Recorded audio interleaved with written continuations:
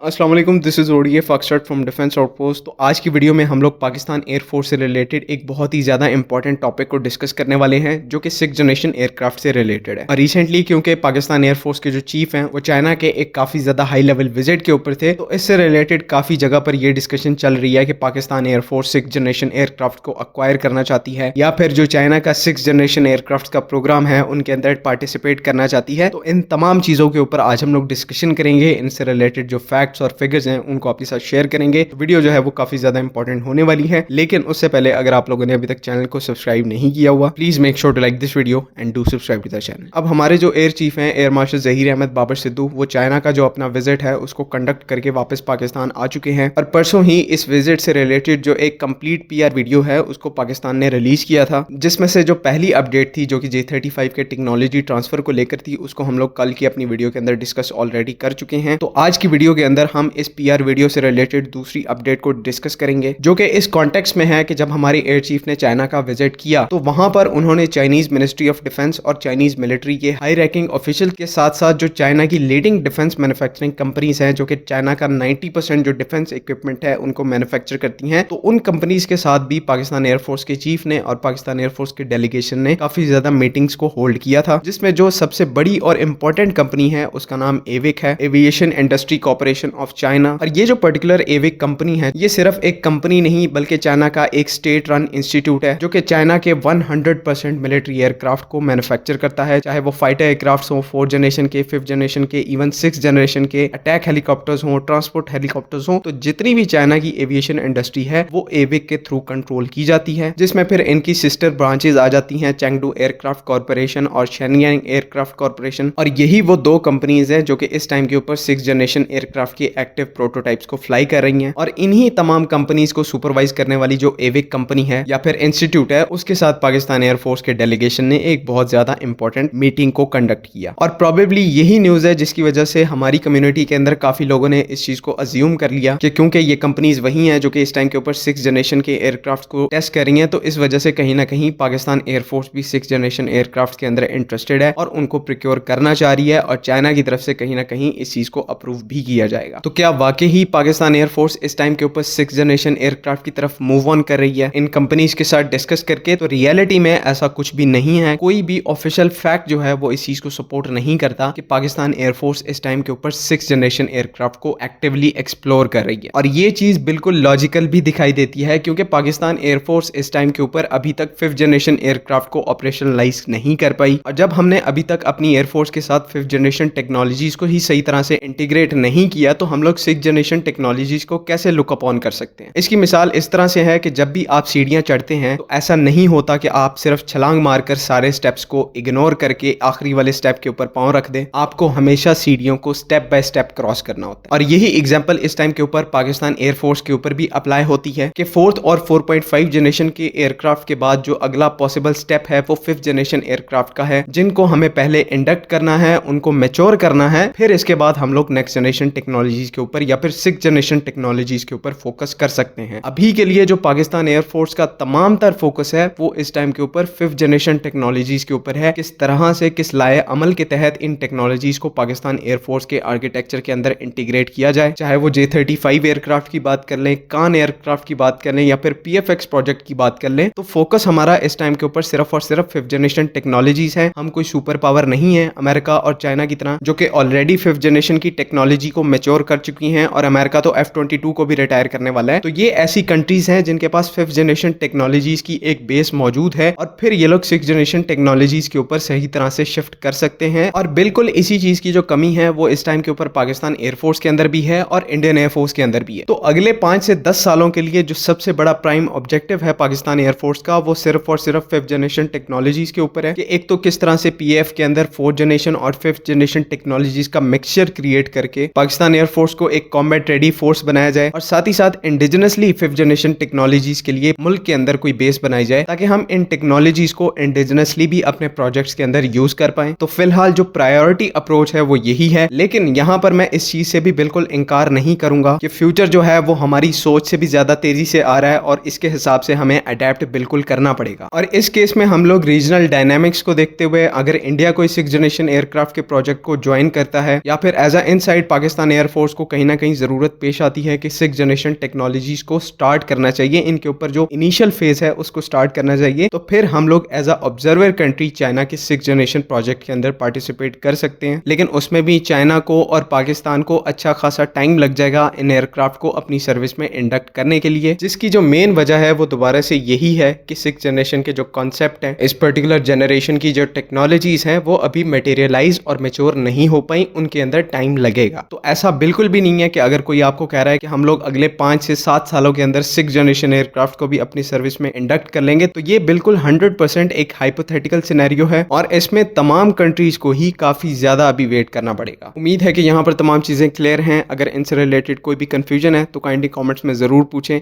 बाकी अगली वीडियो तक के लिए अल्लाह हाफिज। पाकिस्तान जिंदाबाद।